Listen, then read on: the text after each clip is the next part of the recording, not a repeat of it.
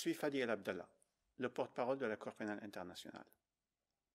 Du 22 au 24 juin 2020, la Chambre d'appel de la CPI a tenu une audience partiellement virtuelle dans l'affaire concernant M. Laurent Gbagbo et Charles Blé Goudé. Cette audience visait à entendre les observations des parties et des participants sur l'appel du procureur contre la décision d'acquittement dans cette affaire. En effet, le 15 janvier 2019, la Chambre de première instance 1 de la Cour pénale internationale, à la majorité de ses juges avec une opinion dissidente de Madame la juge Herrera Carbuccia, a acquitté M. Gbagbo et M. Blé Goudé de toutes les charges de crimes contre l'humanité prétendument perpétrés en Côte d'Ivoire en 2010 et en 2011.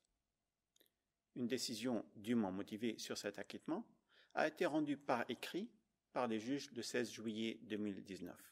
L'accusation a alors fait appel de cette décision et c'est donc suite à cet appel que s'est réunie la Chambre d'appel. La Chambre d'appel est composée des juges Chile Eboe Osuji, juge président, du juge Howard Morrison, de Madame la juge Luz del Carmen Ibáñez Carranza, du juge Piotr Hofmanski et de Madame la juge Solomi Balongui Bossa. Au cours de cette audience qui a duré 3 jours, se sont exprimés tour à tour les représentants du bureau du procureur, les représentants légaux des victimes et les avocats de la défense de M. Gbagbo et de M. Blé Goudé.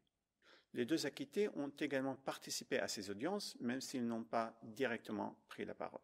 En raison de la situation actuelle liée au Covid-19, certaines personnes ont participé depuis le siège de la Cour, depuis la salle d'audience, des salles de réunion ou des bureaux éloignés les uns des autres et après les examens médicaux et autorisations nécessaires, ou à partir d'endroits distincts en dehors de la Cour.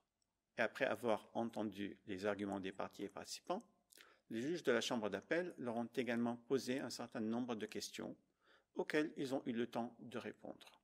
L'audience a ensuite été ajournée. Il est important de noter que la Chambre d'appel rendra sa décision sur cet appel à un stade ultérieur, dans un délai qui n'est pas indiqué.